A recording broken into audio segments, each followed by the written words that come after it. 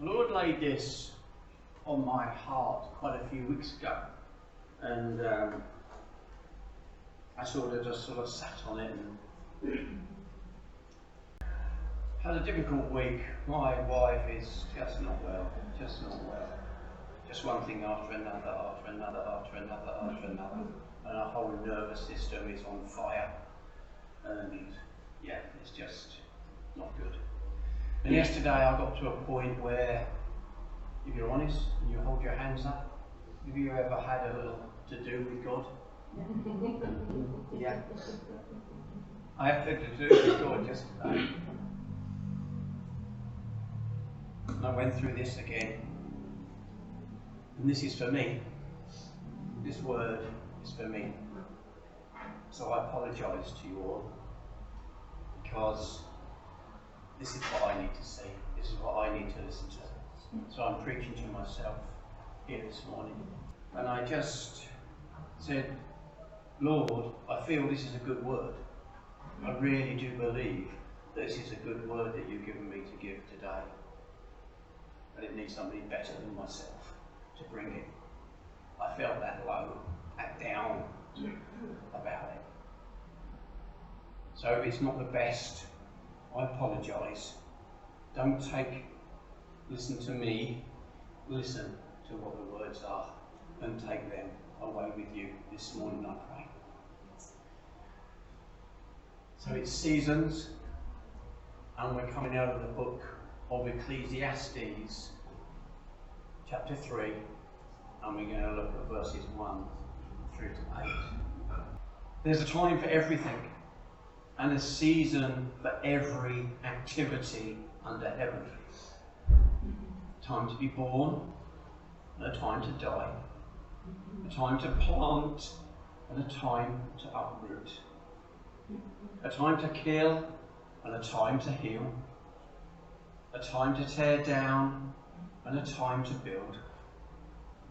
A time to weep, and a time to laugh. A time to mourn, and a time to dance. A time to scatter stones, and a time to gather them in. A time to embrace, and a time to refrain. A time to search, and a time to give up. A time to keep, and a time to throw away. A time to tear, and a time to mend. A time to be silent, and a time to speak. A time to love, and a time to hate. A time for war, and a time for peace.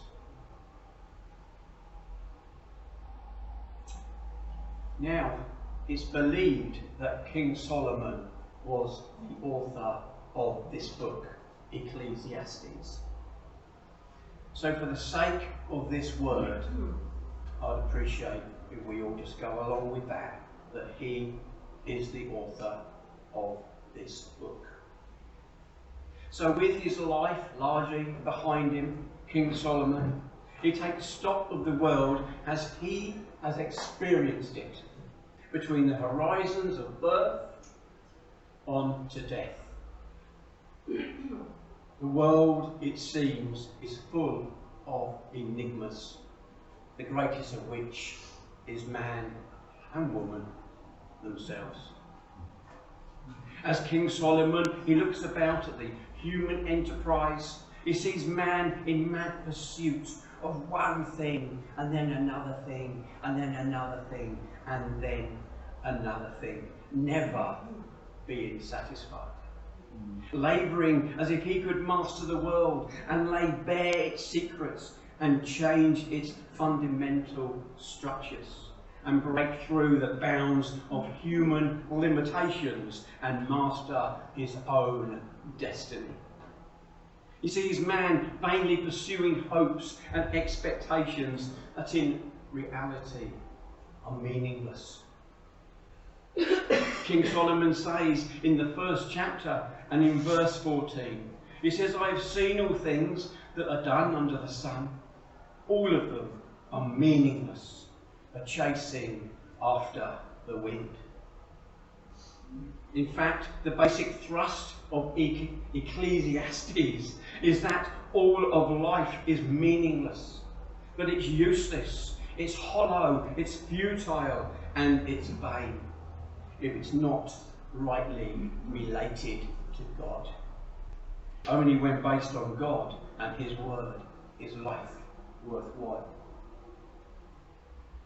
In fact, we can go all the way to the New Testament and we can see what Jesus has to say. It says in Mark chapter 8, verse 36 and 37, "What good is it for a man to gain the entire world, yet forfeit his soul?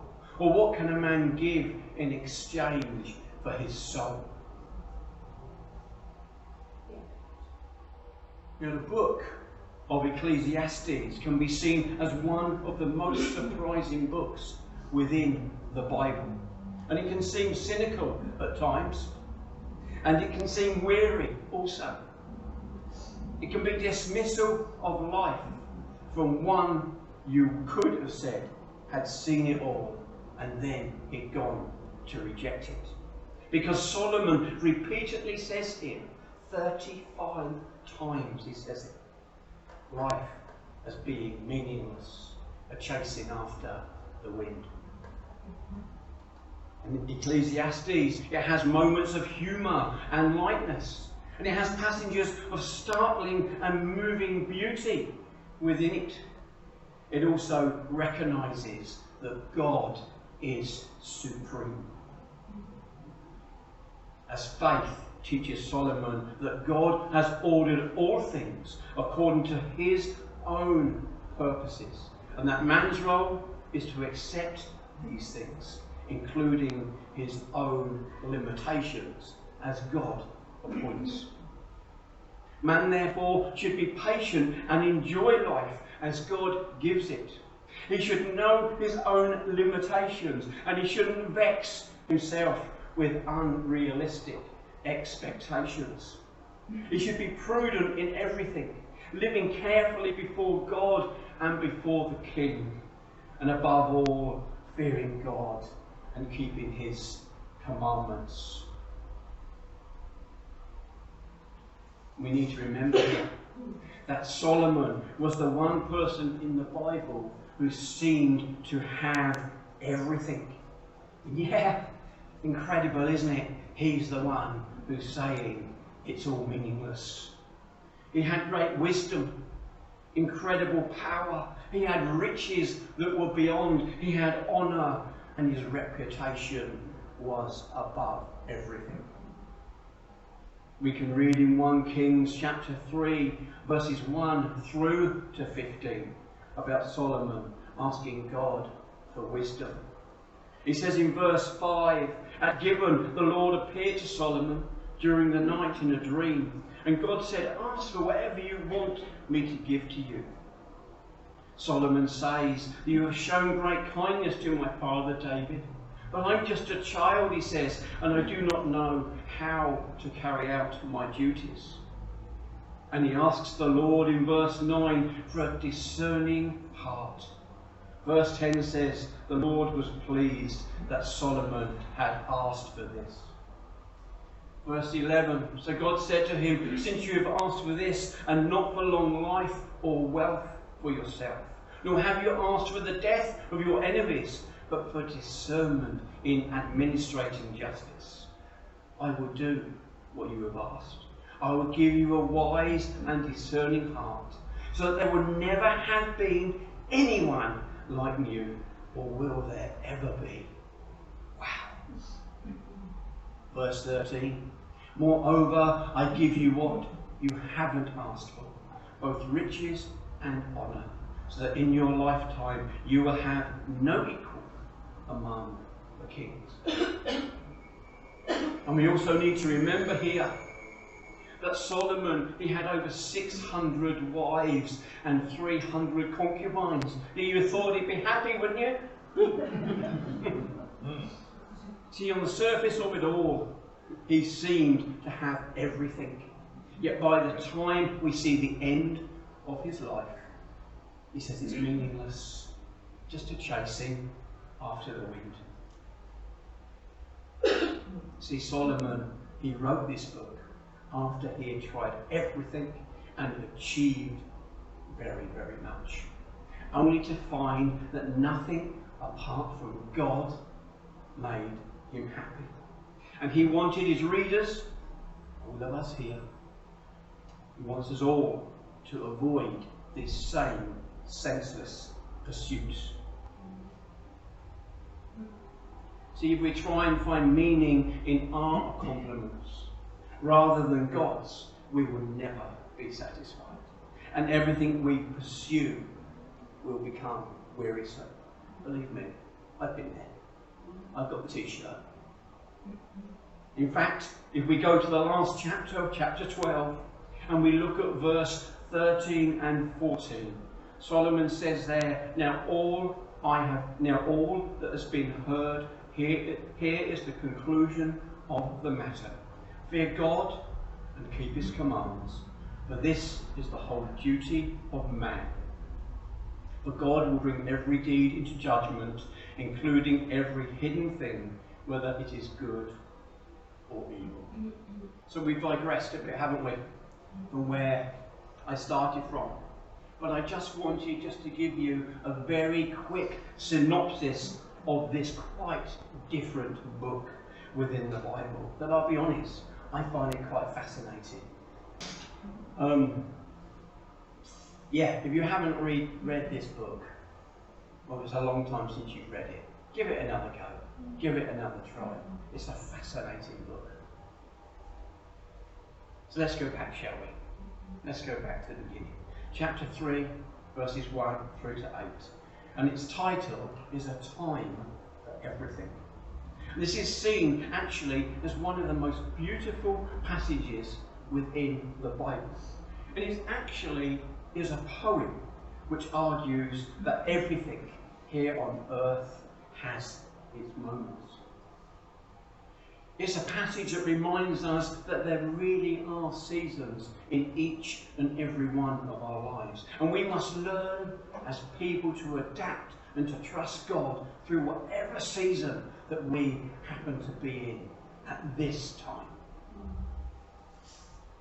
You know, we tend to only read this passage, don't we, or listen to this passage when we go to a funeral.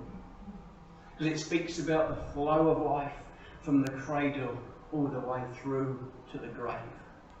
And in fact, it starts off in verse 2, and it says, a time to be born, and there's a time to die. Now, before the fall of man, in Genesis chapter 3, man was to live forever. That was the plan. But we can read in Genesis chapter 2 and verse 17. God had said to Adam and Eve that you must not eat from the tree of the knowledge of good and evil. For when you eat of it, you will surely die. And we know the rest, don't we? We know it because we know it, but Dave spoke on this, didn't he? Last week or the week before, I think it was. So bottom line, we all know that we are destined to die. But it's what we do in between those two events that gives our life a purpose and a meaning. He gave Wilma a meaning. He gave Wilma a meaning. Solomon shows here that between being born and death, we are all subject to times of change, over which we have little or we have no control of. And that God sovereignly predetermines all of life's activities. So what does it mean? A time to plant, a time to lay down roots. Now, we all lay down roots, don't we, of different kinds. From our early years, let's say, at school, to those of us who have got married, younger ones, one day, and then moving on to having children, and then perhaps a career that we may choose, or where we may decide to lay down roots by where we live. They're all part of laying down roots, aren't they?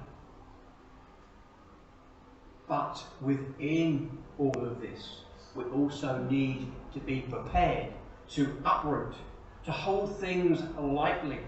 Whether this is our own doing, like let's say losing a job, or because God, He tells us to do so. And as Christians here this morning, we need to be sure that we hear God's voice and then we do His will, not our own. Verse 3, a time to kill and a time to heal, a time to tear down and a time to build.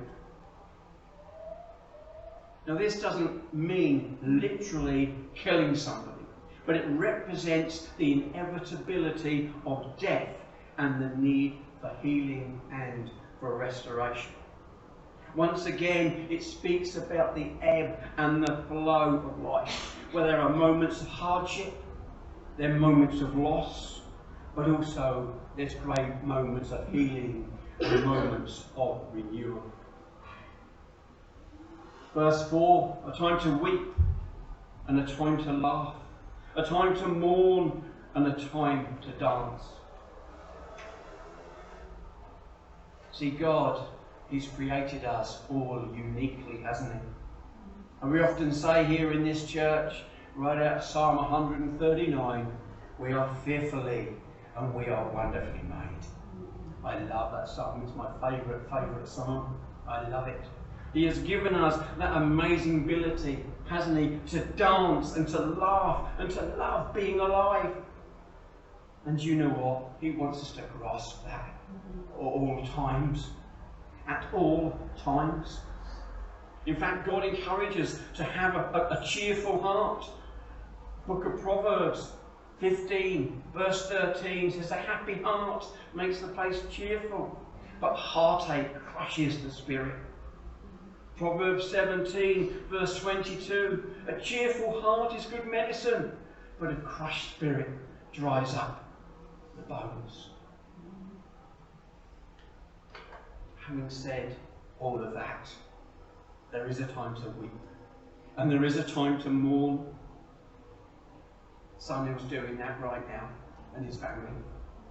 You see, even Jesus wept over the news of Lazarus as he witnessed the sorrow within Martha and Mary's hearts. He saw them and it touched him. The Bible tells us to be happy all the time, doesn't it? But come on, I struggle being happy all of the time. 1 Thessalonians chapter 5 and verse 16, it says, be joyful always.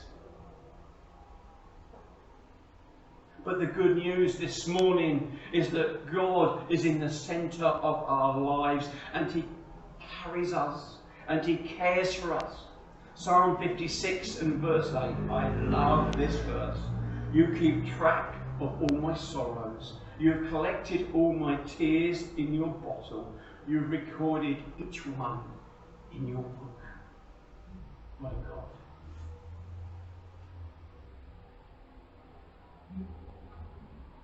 Verse 5. A time to scatter stones, a time to gather them, a time to embrace, and a time to refrain. Now, in biblical days, this could have quite literally meant throwing stones on your enemy's fields and to render it unproductive. We look in 2 Kings.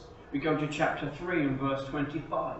We can see the Israelites there. They are advancing on Moab, it says. It says they destroyed the towns, and each man then threw a stone on every good field until it was covered. But I think that the best explanation for us today is that it could be a simple allusion to demonstrating hostility versus friendship, or to damage and to destroy, to conquer enemies and bring about their ruin. Or, alternatively, there are proper seasons for clearing out harmful and useless things to then cultivate, to then grow and to build and to protect. So let us this morning be a people of God who don't destroy lives and throw them away because we can't be bothered with them. But let's try and see it from God's point of view and embrace them for who they are, children of the risen King. A time to search, verse 6. A time to give up, a time to keep, and a time to throw away. Look at Proverbs once again, chapter 2, verses 4 and 6. It says, there is a time to search for wisdom, for knowledge and understanding, and to look for it as silver or gold. It goes on to say, then you will understand the fear of the Lord.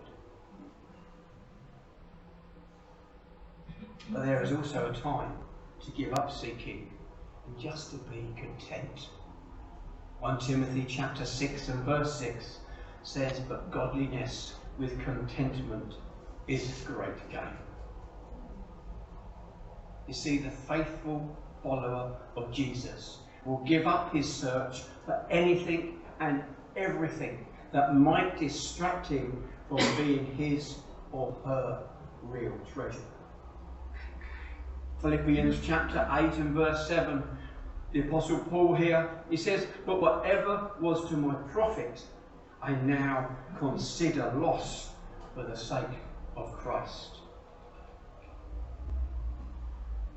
So let's, in our continued search of life, let's listen to what God has to say and be ready in and out of season to do his will. Search and keep when he tells us to gather, but in the midst of that, to hold our hands up and to throw away what God doesn't want us to hold on to anymore. Verse 7, time to tear and a time to mend, a time to be silent and a time to speak. Now, I think this is a big one. It certainly is for me, because I'm reminded here of verse 3 in Psalm 141. It says, set a guard over my mouth, O Lord. Keep watch over the door of my lips. How often do we speak when we need to be silent? We need to be sure as Christians that when people come and ask us if we would pray for them, let's use that as an example, that we are first of all good listeners and we speak after we've heard all they have to say. We don't jabber on about our lives, they're telling us about their lives. James chapter 1 verse 19 says, my dear brothers, take note of this. Anyone should be quick to listen and slow to speak. He then goes on in verse 26 and he says, if anyone considers himself religious and yet does not keep a tight rein on his tongue, he deceives himself and his religion is worthless. Have you noticed all the way through here, there's a flip side to everything. Tells you to do one thing and there's a flip side to it. So however, there are times when when we have to be truthful before God. And the person that we may be counselling, the person we're speaking to, we need to tell them what they really do not want to hear. But bottom line is, they need to heal it so that healing and mending can begin in their lives. And let's remind ourselves here that we could be sometimes on the receiving end of this biblical discipline. And we need to be prepared to act accordingly in love to what we are about to hear, and then be prepared to tear down what we have been holding on to and allow through prayer ourselves to mend. Verse 8, the last verse, a time to love and a time to hate, a time for war and a time for peace. You've all heard the saying, haven't you? I love the person, but I hate what they're doing. It's hard sometimes, isn't it? We really want to go to war at them, but also long for the peace with each other that we so want to cherish. Now come on, we all have people like that within our lives, don't we? They may be friends and they may be family who we love, but if we're honest, sometimes they really do wind us up. Yeah, and there's times where we just really want to give them, don't we, a piece of our minds. We have also all heard the saying, don't throw out the baby with the bathwater. You see, Jesus loved us through thick and thin, and saw there was something within each and every one of us, that with his help he could pursue and he could help us to grow. So let's be a people, shall we, who see the best in each other and encourage each other to grow. Let's remember, as we always say in this church, iron sharpens iron. Once again, on the flip side, having said all the above, there are times in our life when we do have problems with family or with friends, and try as we might, we can't find any common ground or peace to carry on with them at this time. And this is hard. But in these circumstances, we need to be willing to just hold up our hands, and we need to be prepared to walk away. In fact, Jesus says in Matthew chapter 10, where he sends out his disciples, he says to them, if you go into a home, give it your greeting. If the home is deserving, let your peace rest upon it. But if it is not, let your peace return to you.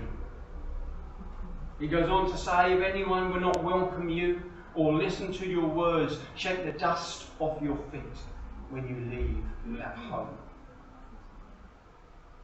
You see, there are times in our lives when the talking and the arguing, it just has to stop. And we have to accept that this is a time we are not going to resolve our differences. And we just need to walk away, and we need to leave it into the hands of God and ask him to return our peace back to us. Now in ancient times, people did not wage war during the harvest season. Did you know that? Soldiers would only go to war during specific times of the year. 1 Chronicles chapter 20 and verse 1, it says there, in the spring at the time when kings go off to war. Now war is part of the reality of living, isn't it, on this fallen world. A time for war is also associated with the end times. Matthew chapter 24 verses 3 through to 14. The disciples there, they asked Jesus, what will be the sign of the coming and of the end of the age to come? Jesus, he answers them in verse 6, says, you will hear of wars and rumours of wars.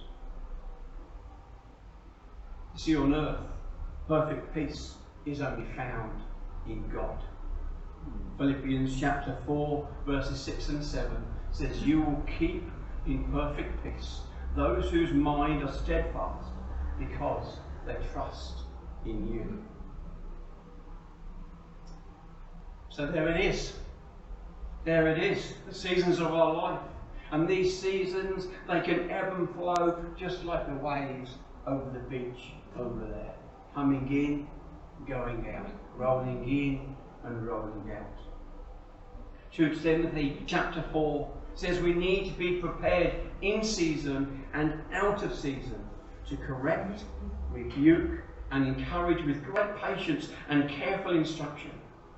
It actually says at the start of this particular verse, preach the word. So we need to be prepared as Christians this morning to preach the word whenever and wherever. but we also need to keep ourselves in check with these seasons.